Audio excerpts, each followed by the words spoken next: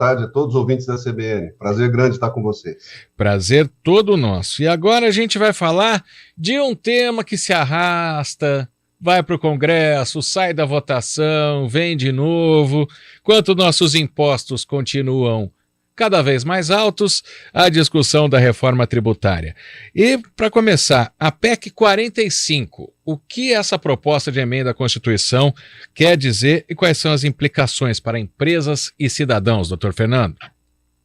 Vamos lá, Guariz. É importante a gente falar sobre a PEC 45, porque dentre as várias propostas de reforma tributária que hoje estão no Congresso, essa é a que mais se destaca e é a que provavelmente tem alguma chance de vingar.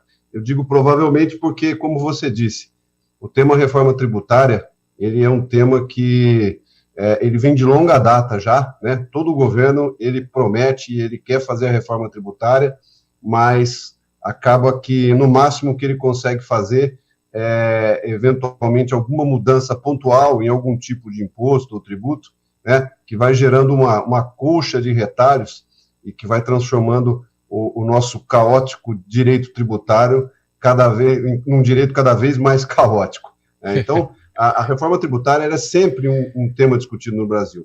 E os anseios da sociedade sempre são o quê? A diminuição da carga tributária, né? E a simplificação do sistema fiscal, para tornar ele mais eficiente. Né? E dentre essas propostas, como você disse, tem a PEC 45, que é de 2019, e que essa PEC, ela basicamente, ela quer promover uma reestruturação abrangente em alguns impostos no país. O que ela quer? A principal mudança que é proposta pela PEC 45 seria substituir 5 dos principais impostos hoje existentes no Brasil, que é o ICMS, o IPI, o ISS, o PIS e COFINS, por um único imposto, que seria chamado de Imposto sobre Bens e Serviços, IBS. Né? Seria uma espécie de IVA, mas não com abrangência de IVA de um imposto único. Ele iria abranger somente esses 5 impostos que eu disse. O ICMS, que é o Imposto sobre a Circulação de Mercadorias e Serviços, é estadual, né? O IPI, que é o Imposto sobre o Produto Industrializado, que é um imposto federal, o ISS, que é o Imposto sobre o Serviço, que é um imposto municipal, e o PIS e COFINS, né, que também é federal, e que incide sobre o faturamento e o lucro das empresas. É importante frisar, Guarizo, que a PEC 45, ela não propõe a criação de novos impostos, então isso já é uma boa vantagem, né, para a gente. Mas ela visa basicamente simplificar essa tributação por meio da unificação desses impostos, né, que eu citei anteriormente, nesse IBS, nesse Imposto sobre Bens e Serviços. Né? Então vamos falar um pouquinho sobre isso. Em primeiro lugar, quais seriam as vantagens dessa reforma tributária para as empresas? A primeira grande vantagem é a redução da quantidade de impostos e a unificação num único tributo. Ela vai simplificar muito o processo de pagamento do imposto, né? E vai reduzir a burocracia nas empresas.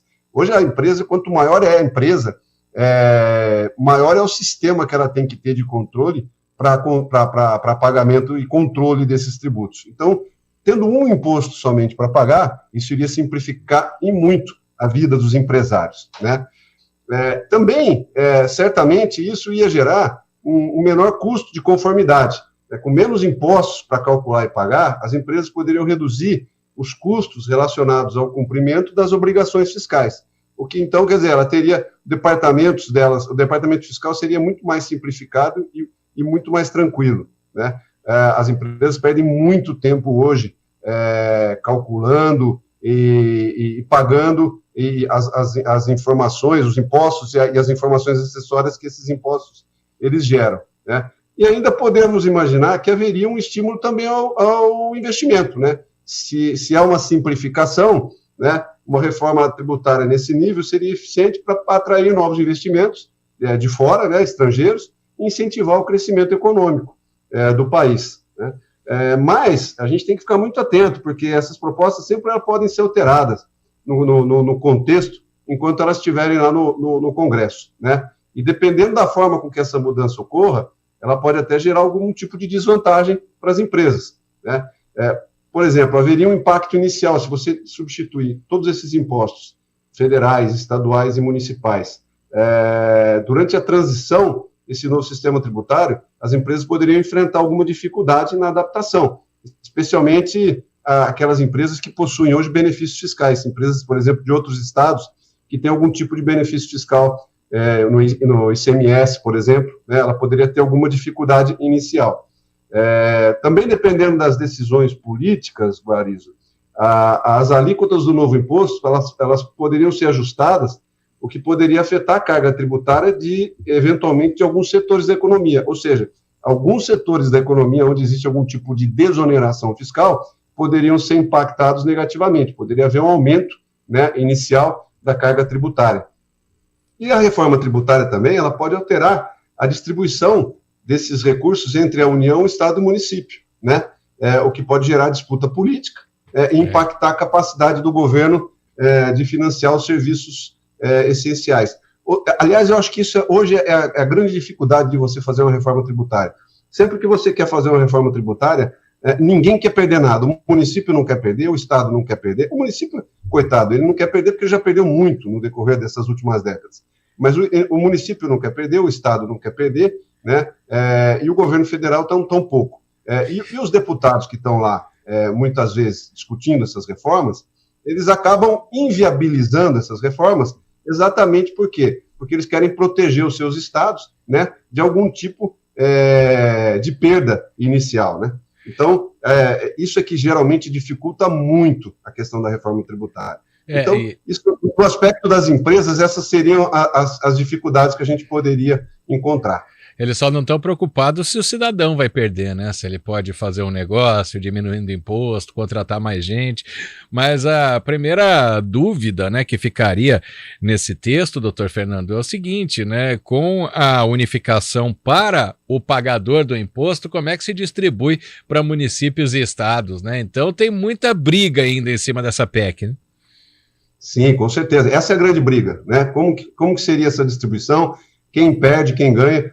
O que eu acho, viu, Guarizo, é que, na verdade, infelizmente, sempre falta, num contexto geral, as pessoas pensarem no país como um todo, né? Então, muitas vezes, algumas regiões, elas acabam dificultando a reforma, porque elas pensam somente nelas, né? Elas querem todas as compensações possíveis, e se não houver essas compensações, elas não aceitam a reforma. E isso acaba, quando você está falando de política, né, você tem lá a divisão dos deputados e senadores por estados, então você acaba realmente dificultando essa questão de uma aprovação de uma reforma mais abrangente, né? Então, por isso que eu digo, se essa reforma, a PEC 45, passar dessa maneira, acho que seria bastante interessante, né? Porque, por exemplo, vamos falar um pouco agora, nós falamos das empresas, nós vamos falar do cidadão. O que poderia melhorar para o cidadão, né? Com um sistema tributário mais simples, o cidadão ele tem mais clareza sobre os impostos que ele está pagando e como eles são calculados. Então, isso facilita muito para você poder visualizar. Hoje é um emaranhado tão grande que, às vezes, para os profissionais é difícil, imagine para o cidadão, né? Então, e caso a reforma resulte numa redução de carga tributária, isso pode ser repassado, inclusive, para os consumidores na forma de preço. Então, também é interessante pensar num contexto geral para se imaginar que pode ocorrer uma redução da carga tributária, o que, convenhamos, há muito tempo não acontece, né? De uma forma ampla. E uma reforma tributária eficiente, ela pode incentivar a formalização dos negócios que são hoje informais. Porque se você tem uma reforma tributária que ela diminui os impostos e que ela torna o pagamento desses impostos mais fáceis, muita gente que está na informalidade pode querer vir para a formalidade. Isso, inclusive, vai fazer com que a arrecadação aumente, né? Então, você tem uma carga tributária, uma base maior, uma carga tributária menor, onde mais pessoas vão pagar, mais empresas vão pagar. Então, isso vai gerar uma arrecadação, inclusive, maior para o governo, né? Mas tem que ficar de olho, né? Porque, principalmente o cidadão, no que tange essa reforma tributária, pode haver uma mudança nos preços relativos, né? Dependendo das decisões políticas, certos produtos e serviços podem ficar mais caros ou mais baratos em relação aos demais. Isso pode impactar o poder de compra dos cidadãos. Então, assim, a gente só vai conhecer realmente o resultado final se e quando essa reforma sair.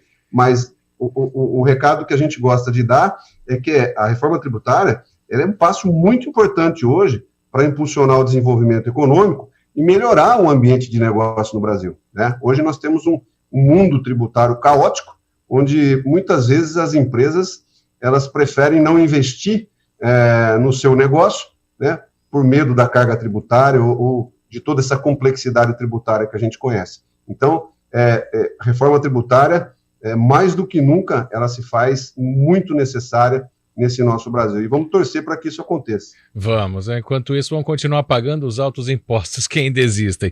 Doutor Fernando Quercia volta na próxima.